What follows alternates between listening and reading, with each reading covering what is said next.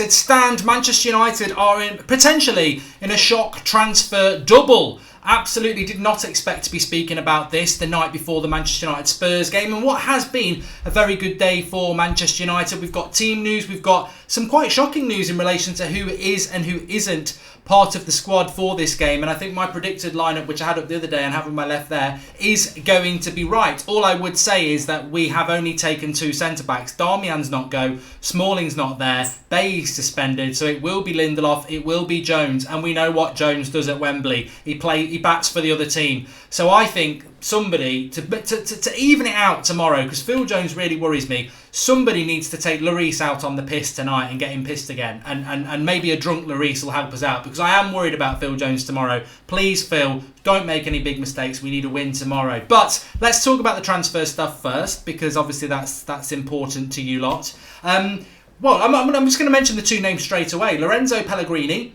and Carrasco, who is the Belgian winger who's out in China at the moment, lapping it up. Now, let's go in with the hard evidence first. This is not speculation. It's not in the Daily Express. It's not Indicalia. It is from the wife of Carrasco, who has said that when asked about Manchester United and Arsenal, they both want him, but no bid has been accepted or no deal has been done yet. Now, obviously, look, we live in an equal world, and women have got every right to be involved as footballers as anybody else. And this is the wife. This is the wife of the footballer saying that Manchester United and Arsenal are interested. Now, some people will fly in with ridiculous sexist comments saying, "What does the wife know?" But she's been on TV and she said that. So I tell you what, I've had to start warming towards Carrasco because I really, really, really don't want him at Manchester United. But he is only 25. He is very, very fast. He is very, very skillful. He was very good at Atletico Madrid. And when he was at Atletico Madrid, I did quite like him. I just struggle with the mentality of a player at 24 who goes to play in China. I do not get it, other than money, money, money. And as I said before, look, we do the United stand here. If Robbie rings me up tomorrow and says, if I put you in a big if I put you in a big cap and pay you £1 million every time you do a fan cam, will you be an Arsenal fan? I would say no, up yours, Robbie. I think you do a fantastic job, but I'm not going to be an Arsenal fan. And I feel that's what it's a bit like when somebody goes to China. It's like you're going against what your short career is all about. But Carrasco is interesting. Of course, if he goes to Arsenal, then he fits in with that. I just want to say as well, I think today's been a good day for Manchester United. Arsenal lost to West Ham, and Chelsea only just beat Newcastle. Look, we've had a good couple of results with Chelsea recently. I think we would have been greedy to expect Chelsea not to beat Newcastle today.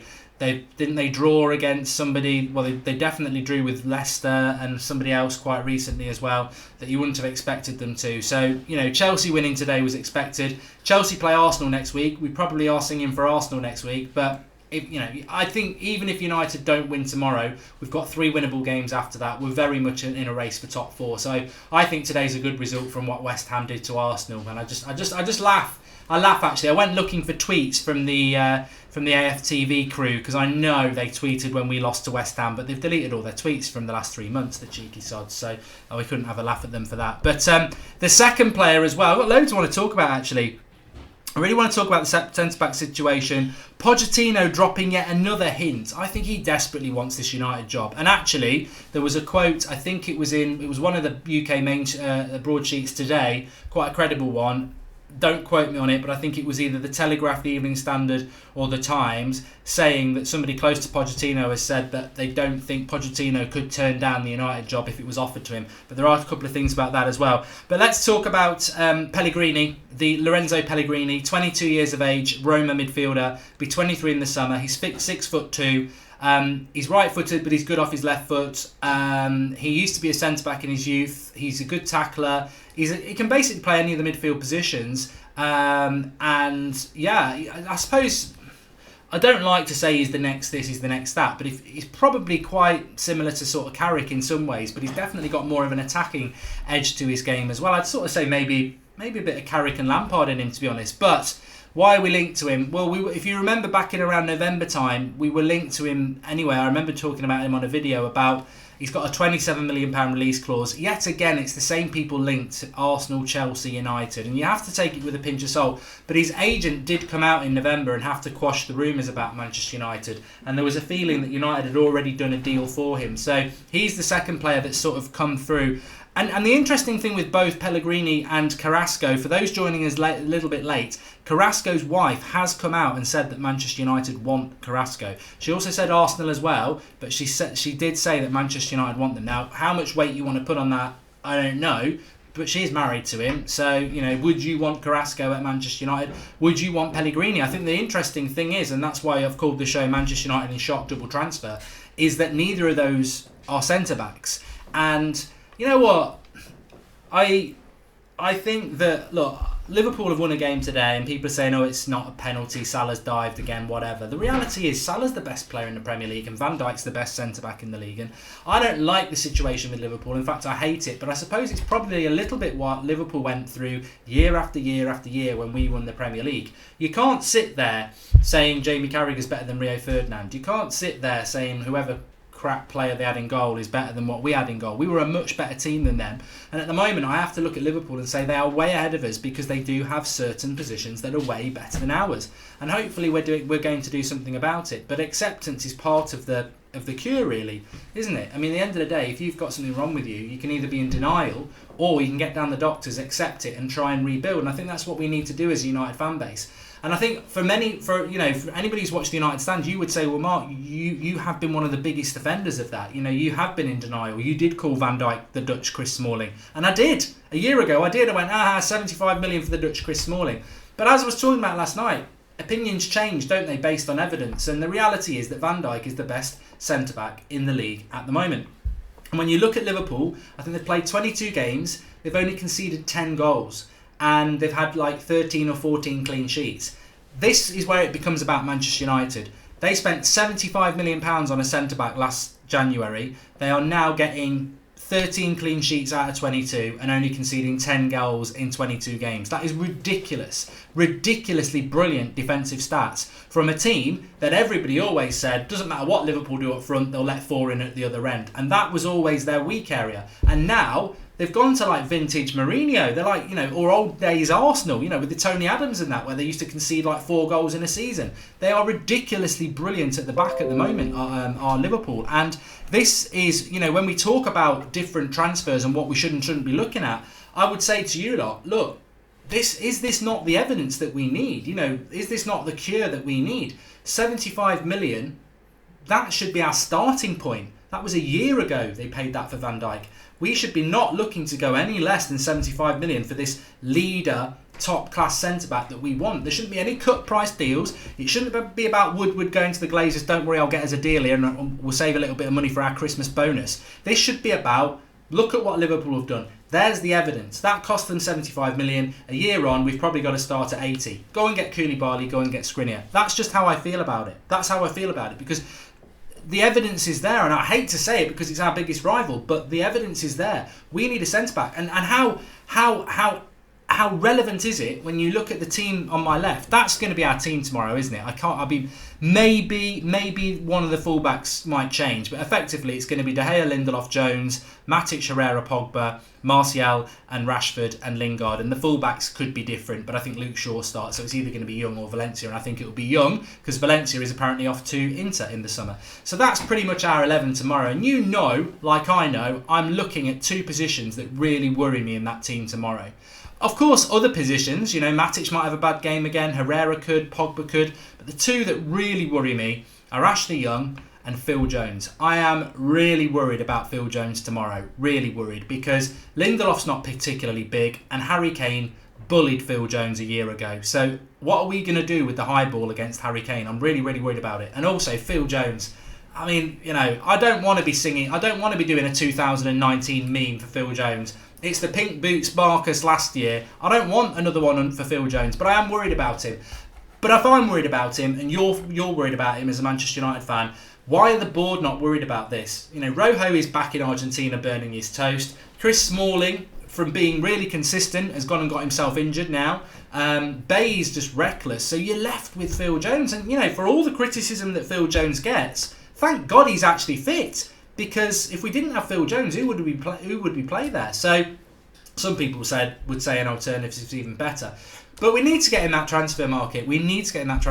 And I think a centre-back is so important. And that's why I wanted to bring up the Van Dijk thing. Just talking about tomorrow as well, Sanchez apparently hasn't travelled.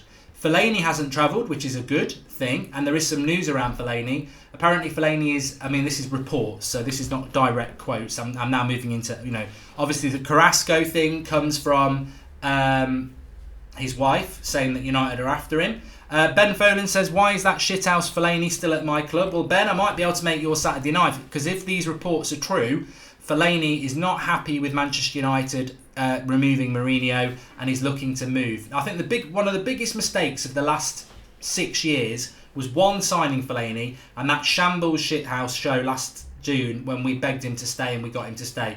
AC Milan, who were linked to him in the summer, they're apparently after him. Turkey are after him, not the national team, but Fenerbahce, I think. And China are after him. Boy, if we can get rid of him to China, we might get 10 million for him. We might actually get some money for him. But I think this is a real positive that Fellaini is not part of the squad tomorrow, according to, I saw it on the Manchester Evening News, the travelling squad. And if he's not part of it, then hopefully that means he's going to get kicked out of the club.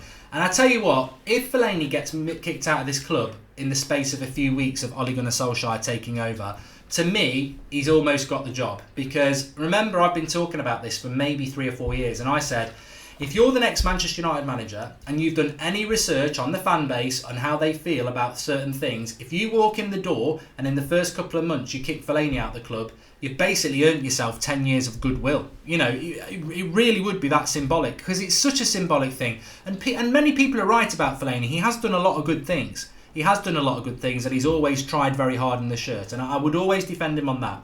But the most important thing about Fellaini is that he's not a United player.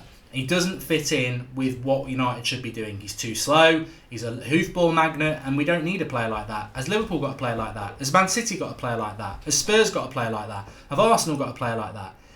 Has Chelsea got a player like that? No, they haven't, because it's a championship standard of football tactics, that is, hoofball. So if we can get rid of him, great. Lee Borlington says, get so worried about our right-hand side. Look, we are underdogs tomorrow. I'm massively excited about it. I hope you all are as well. I'm really, really excited about this game. Can't wait for it, because it is our first big test against a big team. Spurs are a good team. Imagine if we can get a result tomorrow. Imagine. And that's what we've got to do. We've got to John Lennon it. We've got to imagine. We really have to. So, Fellaini's not travelled down.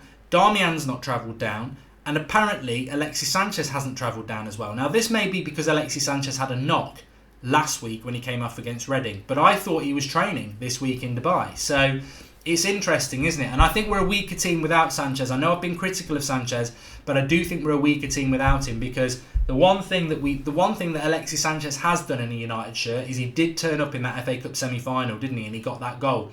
He headed it and we knocked them out. And he understands the sort of, because he's an Arsenal player, he gets motivated against Spurs. So he must be carrying a knock, because that's really disappointing about Sanchez, really is. And I'd be pretty happy about that if he had been part of the squad. And also I think it makes us, the sub options in the attacking positions tomorrow, we aren't taking Chong, we aren't taking Gomez, so it's Mata and Lukaku, and in their own ways they are a little bit slow. Lukaku with the slow build-up and Mata with the slow legs.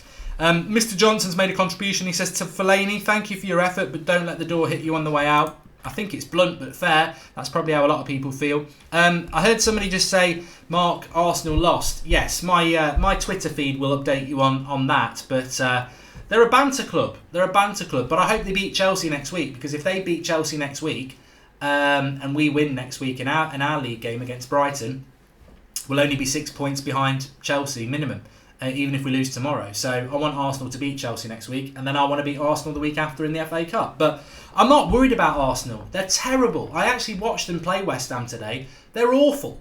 They're absolutely awful. I find it hilarious that Arsenal had a 22 unbeaten game. And I do watch AFTV because I like Robbie, but some of his fan cam people who come out and go, oh yeah, we're back, Arsenal are back, 22 unbeaten run, Arsenal are back. And now what they're doing, they're getting the scripts out and they're bloody ranting again, because that's the groove they really want to be in. They want their flip-flops on their feet and they want to be ranting, coming out with one-liners that they've probably nicked off me and rewritten, and that's the formula for those lot, and they're at their most happiest when they're moaning. It doesn't suit them when they're like, we're back, because you're not back.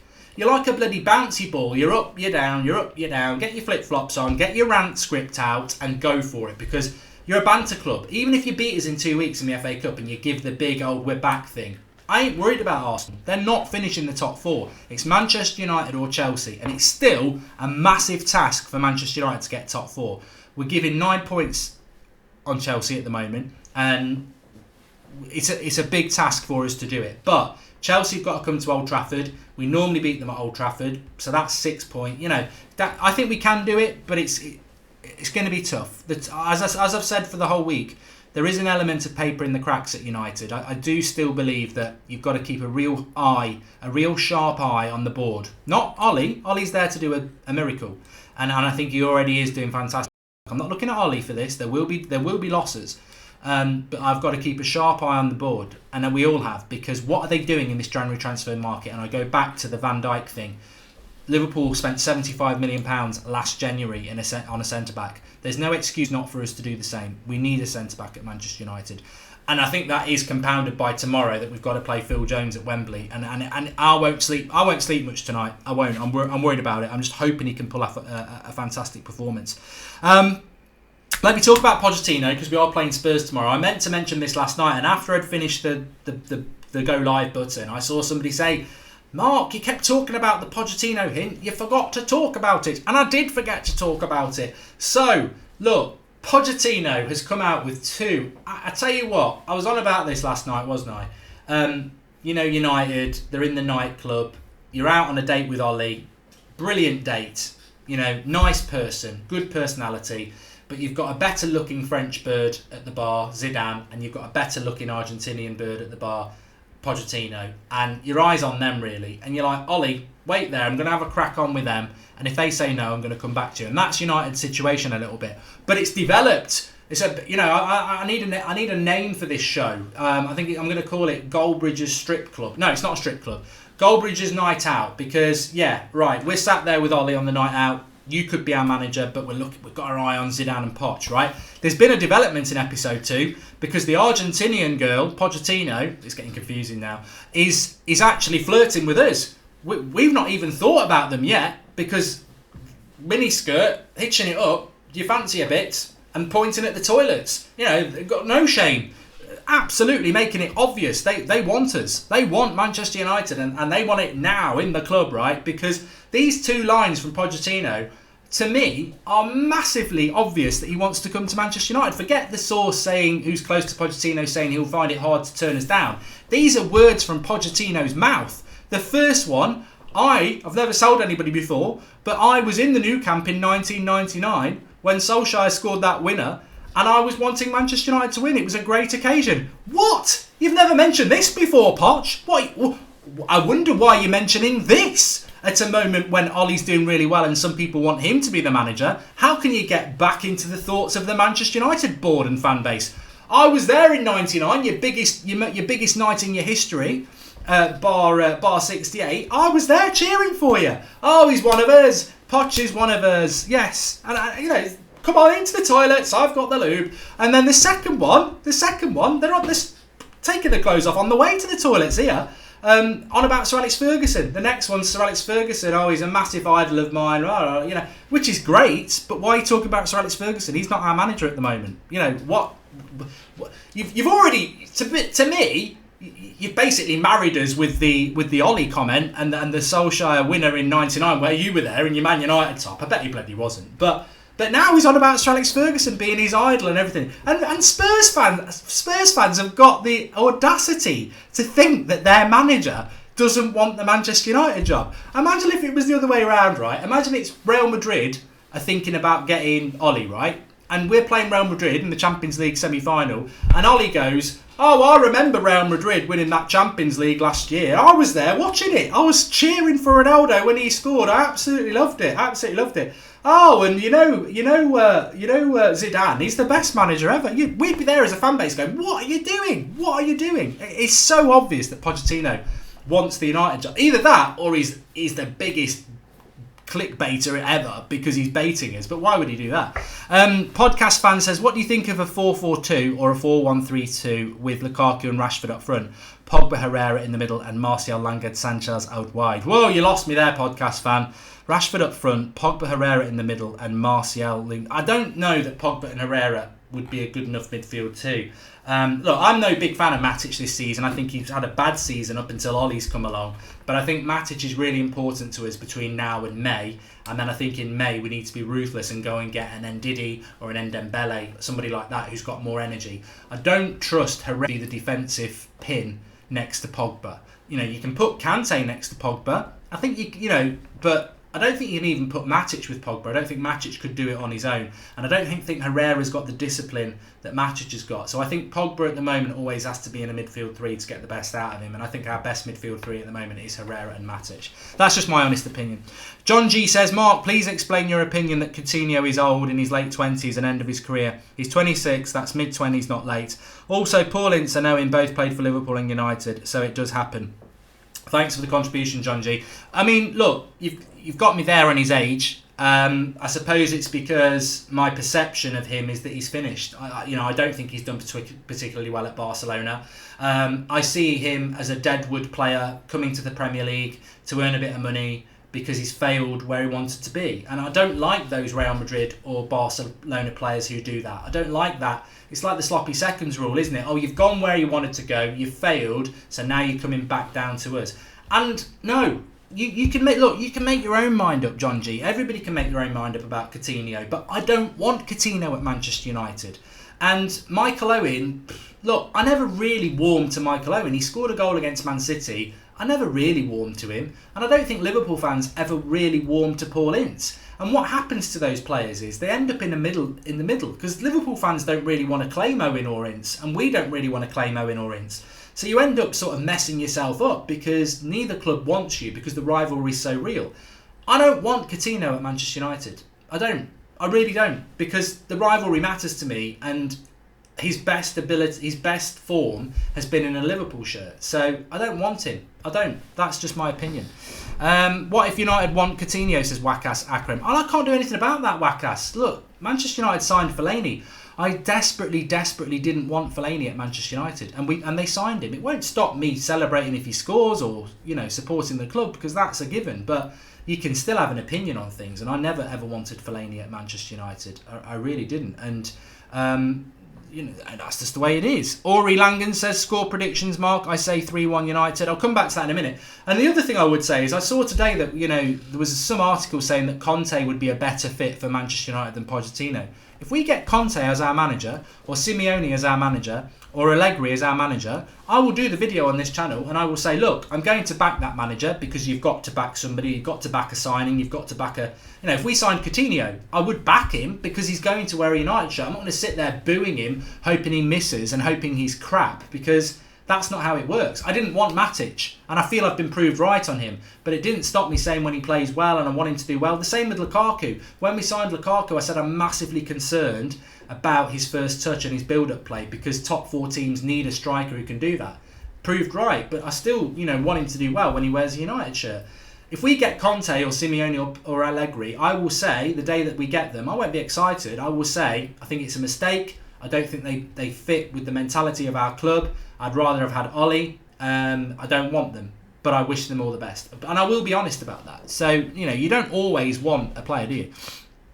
Remember to smash a like on the video, everybody. Let's see if we can get 1,000 likes while we're live. And do subscribe if you're new, bottom right-hand corner. We will be live tomorrow with the watch-along. Team news will come in at 3:30. We'll go live. We've got Mad Marcus, me, all of you lot. It's a big day for Manchester United tomorrow. My score prediction, I'm not going to shift from 2-2. I've got a funny feeling it'll be a draw tomorrow. And there will be an element of disappointment, because I don't really think... A draw will be a fantastic result for us. And it'll be a fantastic result for Ollie. But he will come... Even if we draw... Ollie will come away with it disappointed, because he's in that position now where draws are no good. The mess that he took over and how far we were behind. We need to win every game. We won't win every game. We won't win every game between now and May. We won't. It's impossible, but we do need to. And it's unfair to say go to Spurs and win, but he will want to go to Spurs and win, because we haven't got any room for error. We literally gave everybody a half a season head start. The amount of points we are behind all our rivals is ridiculous. So we need to win tomorrow, but I think it will be 2-2. And in some ways, that's a very, very good result for us. But there will be an element of disappointment because we want to keep the momentum going. I believe the best we should hope for is to keep the 0, says Casper Games. Interestingly enough, I saw something today that Sir Alex Ferguson was at training again today. Now, he went in over Christmas and he's gone in again. I'm loving this. There's so much positivity around United at the moment, and I'm loving the fact that Ollie is getting Sir Alex Ferguson involved. Because remember, he doesn't need to be ashamed or scared of that. I think David Moyes was terrified of it. That's why he got rid of the backroom staff, and I'm going to do it my way, even though you've never done sod all with a team in the top 6. Total mess. Van Gaal and obviously Mourinho were big enough egos that they probably had a glass of wine with Sir Alex, but they certainly wouldn't be going in asking for his advice. Ollie and Mike Phelan are going to do it. They've got a good relationship with him. They're interim managers. They're new to this sort of responsibility. Of course, they're going to ask Sir Alex to get involved, and I think Sir Alex would absolutely love that. So it's great that he is getting involved. And the reality is, even if Sir Alex is only going in there as a cheerleader, he's the best cheerleader in the universe. He's been there, he's done everything, he knows what it's all about, and he may not be up to date with modern tactics and everything like that, but he knows what to say in a dressing room, and I think that is a real positive that Manchester United are doing that. A few people asking about the transfer stories because they've joined a bit late. Well, you should know that the United stands live at 8 o'clock every night for a start, so I'm not going to tell you. We're going to talk about something else. No, we're not. So the potential United transfer shock is that Carrasco's wife, Yannick Carrasco, Belgian winger, formerly of Atletico Madrid, can play off the left and right, very fast, got a good dribble on him, quite creative. At 24 years of age, he went to China. He now wants to come back. His wife has said, we want to come back, we miss family and friends, we want to come back to Europe. And Manchester United and Arsenal are interested, but nothing has been sorted yet. So we were directly quoted by his wife as being interested, which is interesting. The second player is Lorenzo Pellegrini, who is a 22-year-old midfielder for Roma. We were apparently signing him in November. He's got a release clause of £27 million. His agent had to come out and deny it back in November, but it's back in the news today. And it's an interesting one because it's a midfielder again. I mean, I would prefer Barella from Cagliari, but if we signed a midfielder, I'd be very, very happy. And he's a good midfielder. He's not as mobile, I don't think, as Ndidi or as an Ndombele, but he's certainly energetic. He's box to box. And the interesting thing is neither of them are a centre-back. But I did say, Van Dijk, look at what's happened with him at at Liverpool. 13 clean sheets out of 22 games. Only 10 goals conceded in 22 games. That's what happens when you go and buy a top-class centre-back. And I think United, as I said, tomorrow we're going against Spurs with Phil Jones. Hopefully he's going to have the game of his life. But even if he has a good game tomorrow, do you trust him in the Arsenal game in 2 weeks? We know a big mistake's coming from Phil Jones because he's done it so many times. We need to go and buy a centre-back. We could get top 4. That's 75 million, 80 million on a centre-back. You'd recoup most of it straight away by getting the Champions League. John Joe Evans says, draw no good, Mark, especially with Chelsea winning. I disagree with you, John Joe, because if you look at the fixtures after tomorrow, if we lose tomorrow, we are still 3 points behind Arsenal because they lost, so that's a good result for us. And then we're 9 points behind Chelsea. But Chelsea play Arsenal next week, so if Arsenal win, Chelsea have got to come to United. That's a 3-pointer if we want it. And our next 3 games, I think we've got Brighton, Burnley and somebody else winnable. So it's only January still. Look, if we lose tomorrow, there will be some United fans who are flip-flopping saying we need Poch, this, that and the other. For me, if we lose tomorrow, nothing changes from where we are today. I still think the change is positive. I still think Ollie's going to do a better job than Mourinho would have done, and it's still all about the decision we make in May about the manager. And I still believe we've got a chance of top 4. But I did say when Ollie came in, it was almost mission impossible, and I still feel that now. Just because we've won 4 games in a row, it's a great start, but it's still going to be very, very difficult. But I don't think tomorrow's result changes that unless we win. If we win tomorrow, it's game on.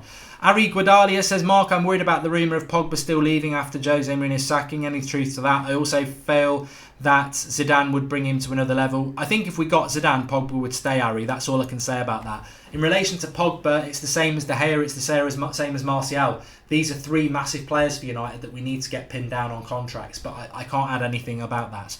Arturo Capo says, Telegraph are reporting that Gareth Southgate has been added to our managerial shortlist. Thoughts? No.